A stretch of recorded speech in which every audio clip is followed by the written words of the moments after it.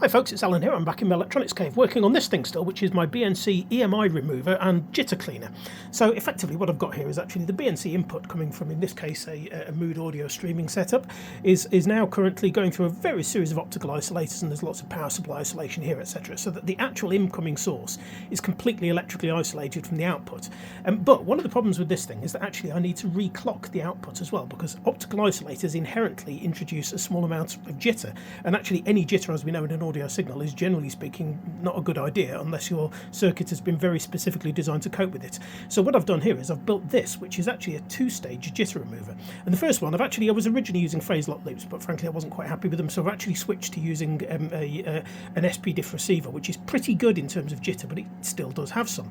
And actually you can see that here, because what you can just about see here is in the green trace in the middle, that's actually the final stable clock output. And if you look at the bottom trace, which is the yellow one, you can actually see it jittering ever so slightly, which basically, although that's actually pretty small and actually relatively low frequency jitter, so the high frequency jitter is completely gone, it is, in my opinion, not good enough. So what I've done here is I've built a second stage of isolation using a phase lock loop here, built using this awesome little Texas Instruments chip, and this thing, which is an SI time oscillator, which is a voltage controlled oscillator, and you can see actually it's got 6 pins on it. And what I've done here is I've designed this so that actually the oscillator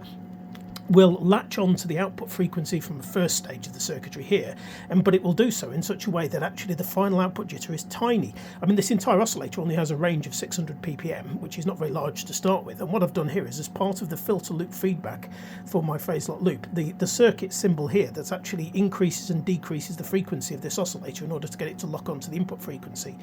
is slugged so heavily using resistors and capacitors that the final output jitter is negligible across the entire frequency range. And actually you can see this when I turn it on. So I'm just going to switch this off, and remember the middle trace here is actually the one that we're looking at, which is the final output, and the bottom is the trace that we're trying to lock onto, which is ultimately generated from the top. So let me just knock that off, and hopefully when I turn the power supply back on, what you should see here is that the bottom trace, the yellow one and the green one, actually won't be in phase for a while, and they'll take a few seconds to actually come into phase.